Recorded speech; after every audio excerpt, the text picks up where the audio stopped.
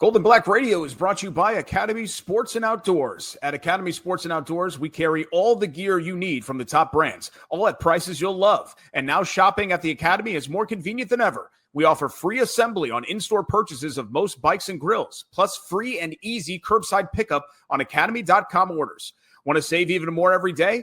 Open and use an Academy Sports and Outdoors credit card to get 5% off future purchases when you're approved. Save time and money at Academy Sports and Outdoors and have fun out there. Welcome into another edition of Gold and Black Radio presented by Academy Sports and Outdoors. I'm your host, Derek Schultz. On Saturday, Purdue had to deal with yet another weather delay and even worse, another physically dominant opponent, this time in the form of Notre Dame. While there were some bright spots to take out, it resulted in a 10th straight defeat in this rivalry as the Boilers fell to the Irish 56-30. We'll take a look back on Saturday's performance in South Bend and lay out what's next heading into the Boilers' first bye week of the season with Tom Dienhart and Dub Jellison, our resident experts. But first, some much-needed props to our fabulous Gold and Black sponsors that make this show possible, including Purdue Federal Credit Union, a proud partner of Purdue Athletics, and the official credit card for Purdue fans, Boiler Up. East End Grill and Ripple & Company, two distinctive bistros across the street from one another on the far end of Main Street, the perfect place for your next event. The Whitaker Inn, this Midwestern oasis, is perfect for a relaxing staycation or a weekend getaway. Escape from the ordinary at the Whitaker Inn. And Sand Valley Resort, ready for a winter getaway? Discover the stillness and beauty of Sand Valley. Our stunning 12,000-acre landscape is the perfect place to explore, whether you're cross-country skiing, enjoying a quiet walk, or just relaxing by the fire. With thoughtfully designed accommodations and nourishing dining, Sand Valley is a place to reconnect yourself and those you love. Find your winter retreat at sandvalley.com. And the Purdue Institute for Cancer Research, which has a history of innovation and one goal for the future: defeat cancer. Purdue brings together world-class Boilermakers scientists from all across the university, conducting cutting-edge research that uncovers new ways to prevent, diagnose, and treat cancer. With your support, cancer research saves lives. Join the fight and donate to the Purdue Institute for Cancer Research today. Let's go ahead and tag in our experts from goldenblack.com, football writers Tom Dienhart and Dub Jellison, to recap this one as Purdue's record falls to 2-2. Mm-hmm. And Tom, we'll get to the bright spots a little bit later. I was encouraged by the offense once again, or at least some aspects of the offense. But when we talk about Purdue having a puncher's chance to win these games, when you're playing Notre Dame, USC, Oregon State, like those level of opponents, they have to make up for the tremendous gap when it comes to the trenches on both sides. And, obviously they just could not overcome that on either side of the ball on Saturday. Yeah, you're exactly right. That football at every level, Derek, is won in the trenches, even the peewee guys, man. If you don't have good linemen, you're probably not going to have a good team on either side of the ball. You're going to struggle. So you're right. To give yourself a puncher's chance, you need to be able to match up down low in those trenches, get down and dirty. Purdue's best chance to move the ball and score Saturday was just going 5 wide and throwing the ball. Sort of reminiscent of the old Fred Akers run and shoot. Take your shots downfield against an Irish secondary that had struggled all year, an Irish secondary that had its troubles Saturday as well. So they shot their shot. Having that imbalanced offense hurt them, but more than anything, Derek, that defense. We all saw with our own eyes Purdue's issues on defense in the back end and up front as well. They've got some work to do to clean things up. I don't think you ever want to overreact. You played USC, you played Notre Dame, two pretty good programs, but there's still some issues there. Like I said, you can't make up some of those issues during the course of a season, but you certainly can learn how to tackle better. And that was one of the bigger issues on defense on Saturday. Yeah, Dub, Tom talks about that balance. Notre Dame ran the ball 44 times for 263 yards. That's 6 a pop. Mm-hmm. Purdue had 76 yards on 28 attempts and half that per carry total. And most of that success really kind of came in garbage time. I mean, when you're just looking at Devin Mockabee and the ones, it was 12 carries for 18 yards specifically for him. Moving forward here, and it's not always going to be as physical of a mismatch as it's been the last 2 weeks, but moving forward here, can they at least figure out a way to make this running game competitive? Because it's really been overmatched in these last 2 games and really all season. It hasn't quite look like it's going to be something that this offense can lean on. Yeah, I think Josh Henson is going to have to continue to get creative with it. Whether that's jet sweeps with Michael Jackson or Armand Branch, whether that's dialing up some trick plays like we saw on Saturday, where Devin Mockabee got a passing touchdown, actually. I think he's going to have to continue to try to do those things, especially in the red zone, just because, we saw the mock cat or the Purdue Pete package, I think is what they called it. and that worked against Southern Illinois and Ball State, but I think Purdue probably realized, now I don't know this for a fact, this is just me hypothesizing about it. They probably looked at the fronts of USC and Notre Dame and said, yeah, we can't just go right at them. We got to throw something else at them. So I think that kind of shows you where Purdue's head might be in terms of its offensive line play and how it's impacted the running game, because Devin Mockabee had zero alleys, zero space, zero room to make anything happen. And we've been able to watch him for 4 years at this point. He's not a guy that's super elusive, in my opinion. At least we haven't really seen that over the last couple of years. He's going to need some alleys if you want to get big runs, and we just didn't see that on Saturday. So the offensive line needs to play better. If Purdue can't get a 5 in there that's gels and it's cohesive, then Josh Henson is going to have to get creative calling plays.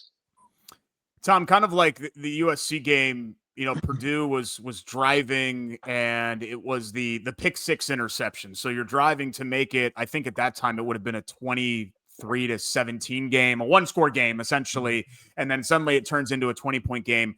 If there was a juncture of that game where I felt like, okay, maybe they can actually make this a game here, it was that Miles Slusher strip sack. They're deep in Irish territory, but after that, they went Mockabee run stuffed, a short completion, then gave up a sack and had to settle for 3. And the next play, Jadarian Price is going to hundo.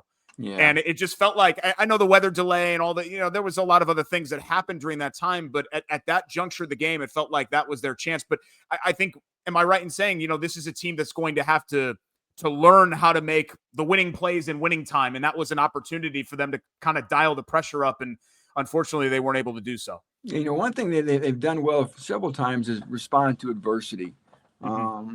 They continue to show some of that resiliency on Saturday. But like you said, Derek, that killer instinct, the ability to finish drives, I guess. Too often Saturday they had to settle for field goals while Notre Dame was scoring touchdowns, right? And obviously do the math. Even I can do that math, and that's not going to work out in the end. So you're right. And Dub talked about the red zone, man. That's a big issue. You can't hide in the red zone. You can't gimmick your way usually to touchdowns in the red zone. That's the man's territory. That's where you really got to bulk up and just throw your weight around. And Purdue doesn't have a lot of weight to throw around. You can throw those short passes that are de facto runs. Those work fine and dandy between the 20s. But, man, like I said, when you get in that red zone, it's a whole different world. You have to be able to run the football.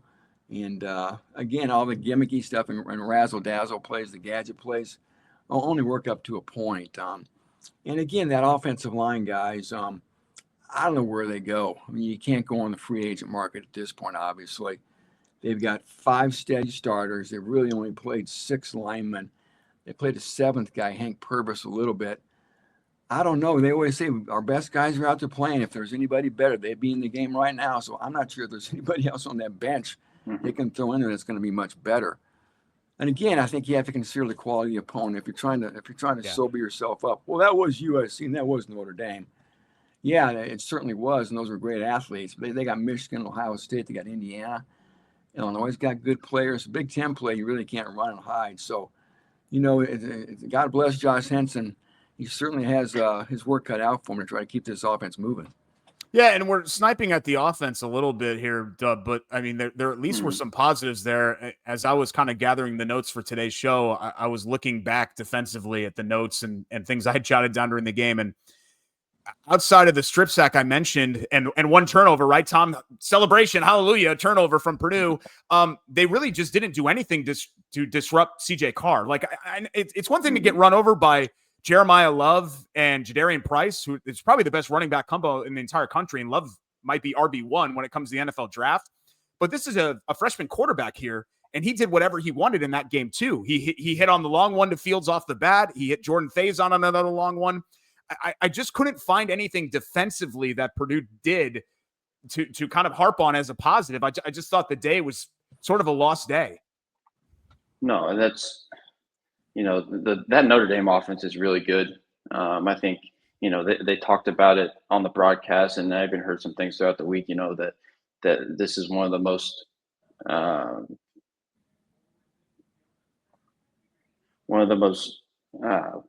I'm having a brain fart right here, He's Derek. dynamic. Dynamic's a good and word. talented, Prolific. talented quarterbacks that they've had in South Bend. So, I don't think it was much of a surprise that Purdue's defense struggled. Now, to the extent that was a bit surprising to me, especially at cornerback, Hidari Hines and Tony Grimes, they really got burned. You saw Tony Grimes obviously got burned on that first play to Malachi Fields. And that's why I think we saw Trey Wright a lot more than we normally would. I think that kind of contributes to it. I was looking at the Pro Football Focus numbers on Sunday, and Tony Grimes has given up over 100 yards the last 2 games, and he's supposed to be the guy in that secondary. So he's going to have to play better. Obviously, just the level of athletes that Purdue played the last couple of weeks, especially in USC with Jacoby Lane and those guys, and then Faison and Fields at Notre Dame. Those are premier wide receivers in the country. So there weren't the wide receivers from Ball State and Southern Illinois. That being said, Purdue's got to play better on the back end. Right now, they don't have anything that they can really hang their hat on. I thought that they played decent against the run the first 3 weeks. Really got exposed, and like you alluded to, Jeremiah Love is perhaps the top running back in the country. So there's different levels, but you're also going to play at Michigan with Hayes and Ohio State that always has great running backs. Indiana's got a really good run game. Illinois is proved to have a really good running game with the exception of Saturday. So they got their work cut out for them. And Mike Shear's got 2 weeks to try to get this thing turned around. All right, let's talk positives. They did move the ball, and they've been moving the ball all year long, regardless with the run game being kind of stuck in neutral. And Tom, I love seeing, Nitro Tuggle, Northern Indiana kid, getting a touchdown in his return to his home area. Michael Jackson caught 4 of his 5 targets, and we've seen him be a consistent threat now through the last couple of games. Even Devin Maccabee, if you're not getting involved in the running game, get involved in the passing game, toss a touchdown, make yourself productive. And he was that, even if they weren't getting it from him on the ground. And I get they're going to have to, clean up some things on that side of the ball. But I'm just so pleased to see where the passing attack is already in the first month of the season. I think it's in a really good place. Yeah, Dub and I have kind of marveled at the receiving core. I think we both agree that's been one of the bigger surprises of this first, 1/3 of the season or so. A position like a lot on the team, Derek, that underwent a lot of tumult in the offseason as far as portal movement. We didn't know what to make of how this is going to all work out, and so far it's worked out swimmingly, right? You talked about Jackson and Tuggle in particular. E.J. Horton has played better than I think any of us thought. And just think about this. I don't think this is out of line, but I think the best receiver hasn't played a snap yet. Nylon Morissette. I'm not sure when he's going to get back. And also another guy I like a lot is Chauncey Magwood, who's yet to play a snap. So my point is there's more depth coming that we haven't even seen yet. They may need those guys because remember, George Burhan got hurt Saturday. Something with his arm. I think it was his left arm, maybe a wrist. No idea. Coach Odom had no idea how long he was going to be out. But here we go again with George, who I think is probably the best player on the team, period. Subtract him from the equation, which hurts. And then speaking of injuries, not to flip the defense, but we learned about T.J. Lindsey as well. The most active D-tackle they have, I think a guy who can truly make a difference is out for the season with an ACL. Horrible. And early on, we saw them playing a 3-man front in the first half, and it was an utter disaster. They finally went back to a 4-man front in the second half. Harkless is going to have to step up and play more Ian Jeffries, D'Amico Kennedy, maybe, Jamarius Dinkins. That depth chart's going to be testing on the interior guys, and Dub was lamenting the secondary and its issues, and I agree. They really have struggled back there to cover. It sure helps if they got a pass rush, right? That's a D-back's best friend, a pass rush. Hasn't been there. They had to blitz to get that strip sack with Miles Slusher, of course, who's a safety. Where's C.J. Madden? Where's Trey Smith? Where's Breland Charles? C.J. Nunnally's been the best, and he's been a guy off the bench, for crying out loud. So there just has not been enough from that line as far as rushing the passer either.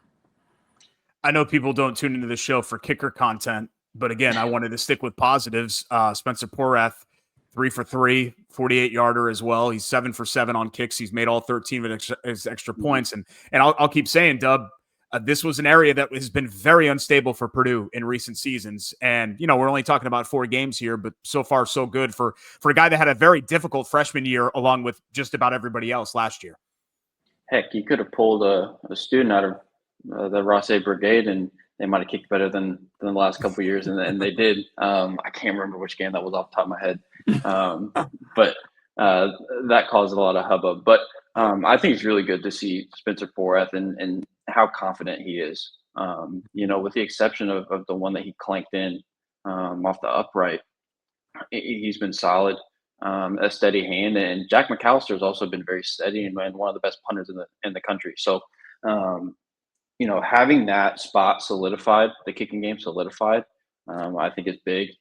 We finally got to see one of those James Shivas fakes. That's something I was anticipating, seeing when that would happen. I think for the most part, the special team unit is much improved.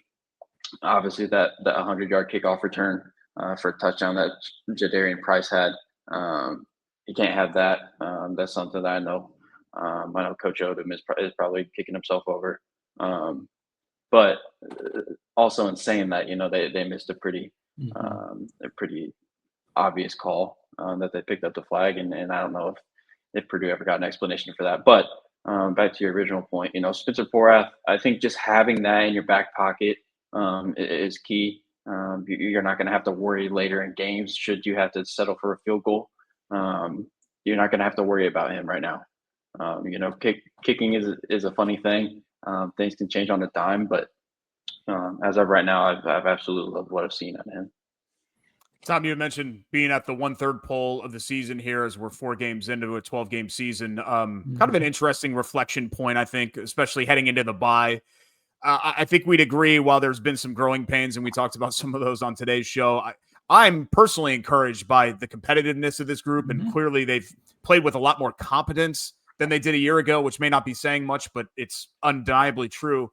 I know that alone is not going to make Barry Odom content, but through the first 4 weeks, is your outlook generally positive here moving forward with this program? I think so. I wrote something, in August. We thought this team was going to be 2-2 after 4 games. Here we are. I think my outlook hasn't really changed. October is the make or break month. It's pretty simple, and there's a chance. I mean, if you're really chugging the Kool-Aid, Derek, pick up that glass and chug it now, because there's a chance maybe Purdue can win all 4 games. Illinois at home, right? Got a noon kickoff. We found out on BTN. Thank God for a noon kickoff. And they go to Minnesota, and they go to Northwestern, and then Rutgers comes to Purdue for homecoming. So 4-0, 3-1. Maybe you go into November with 4 wins. Maybe you go in with 5 wins. Derek needs just 1 more to get to bowl eligibility. That November schedule is a bear with Michigan, Ohio State, Washington, and Indiana. So you're going to have to make hay in October. Nobody expects you to knock off the blue blood elites, right? Just try to be competitive, kind of like they were. They were pretty competitive in these last 2 weeks as well. Nobody expects miracles, but we all understand what's going on here. It's a big rebuild, a lot of heavy lifting. So I think so far so good, honestly. Goods and bads, like everything in life. We've talked now for over 10, 15 minutes, almost 20 minutes. We haven't talked about Ryan Brown as a positive. I really didn't know what to expect of him. I wanted to think he was good. Now I do think he's pretty solid. I really do. And it's going to be fun. I got a fun stat for you from Jordan Jones, one of our colleagues. He texted me the other day. Purdue's gone 24 straight possessions without forcing a punt. The last time the opposition punted, he said it was the 3rd quarter of the SIU game. So that just, I don't want to end on a negative there, but we know the issues on defense. At this point, they're probably not going to get solved. Purdue's going to have probably outscore teams here, hopefully generate more turnovers. And they just need more big plays, period, on both sides of the ball. We saw the Slusher strip sack. The longest run this year by a running back is just 17 yards. Ryan Brown has the longest run period of 26 yards. And they got to prevent those big plays too. So it's a pretty simple game. Just Purdue have the athletes to do it. I asked Barry Odom that on defense on Saturday. I go, is it a matter of scheme or talent? He, of course, said it's not a matter of talent. He thinks they got enough talent to get it done. They're going to have to get the scheme tightened up and tweaked, I think, to try to at least slow the bleeding on defense. Well, they get a full week to do that, as Purdue will jump into its bye. And no Friday show for us as we're taking a break with the Boilers, but we'll be back next Tuesday for another edition of Golden Black Radio to get you set for Illinois and another trophy game. In the meantime, the absolute best Purdue football coverage can be found right here at goldenblack.com and on social media. So follow Tom and Dub for all the latest when it comes to the squad, even when they're not playing. Guys, enjoy the rest this weekend. Get some Z's, and we will talk to you next week. Enjoy Aruba, Derek. Thanks, Derek. I jest. I don't know if Alan puts Aruba in the budget for me, but I'll go ahead and shoot him a text and see if we can't get that working for 2026 for the bye week then. Want to give a final thank you to our terrific sponsors, including our presenting sponsor, Academy Sports and Outdoors, as well as Purdue Federal Credit Union, the official credit card for Purdue fans, East End Grill and Ripple and Company, two distinctive bistros across the street from one another on the far end of Main Street in Lafayette. The Whitaker Inn for unparalleled comfort and cuisine. Visit the Whitaker Inn. Sand Valley Resort with thoughtfully designed accommodations and nourishing dining. Sand Valley is a place to reconnect with yourself and those you love. Find your winter retreat at sandvalley.com. And the Purdue Institute for Cancer Research, which has a history of innovation and one goal for the future: defeat cancer. Join the fight and donate to the Purdue Institute for Cancer Research today. Don't forget to hit the like and subscribe buttons. And of course, you can leave a positive review on whatever podcast platform you're utilizing. If you haven't already, you're going to want to subscribe to goldenblack.com for Knucklehead Central, for all of Tom and Dub and Brian Newbert and the great content that you get there. Jordan Jones, who got a shout out on this show, great dude. I sat with him for the Sweet 16 game against Houston, and we ended up having a great time. Also, subscribe to us on YouTube and to these podcast platforms too. We have a Golden Black channel on YouTube and whatever you're listening on, Spotify, Apple Podcasts, whatever else. And enable alerts and new episodes and new highlights and new videos. All of our content is uploaded regularly on all of those outlets. So we would really appreciate your continued readership, viewership, and support. So nothing for us until next Tuesday. Until then, we'll see you next time right here on Golden Black Radio. As you all know by now, Golden Black Radio has also teamed up with BetMGM this season. We'll be using BetMGM lines to make all our picks, and we'll have special offers for our listeners each week. When you join BetMGM, you get access to a variety of parlay selection features like same-game parlays, live betting options, and more. If you haven't signed up for BetMGM yet, use bonus code ON3, and you'll get up to a $1,500 first bet. Offer on your first wager with BetMGM. Here's how it works. Download the BetMGM app and sign up using bonus code ON3. Deposit at least $10 and place your first wager on any game. You will receive up to $1,500 in bonus bets if your bet loses. Just make sure you use bonus code ON3 when you sign up. Make this college football season one for the history books. Make it legendary. See BetMGM.com for terms. 21 and over only. U.S. promotional offers not available in New York, Nevada, Ontario, or Puerto Rico. Gambling problem? Call 1-800-GAMBLER. First bet offer for new customers only, subject to eligibility requirements. Rewards are non-withdrawable bonus bets that can expire in 7 days. In partnership with Kansas Crossing Casino and Hotel. Don't forget, if you haven't signed up for BetMGM yet, use bonus code ON3 and get your $1,500 first bet offer today.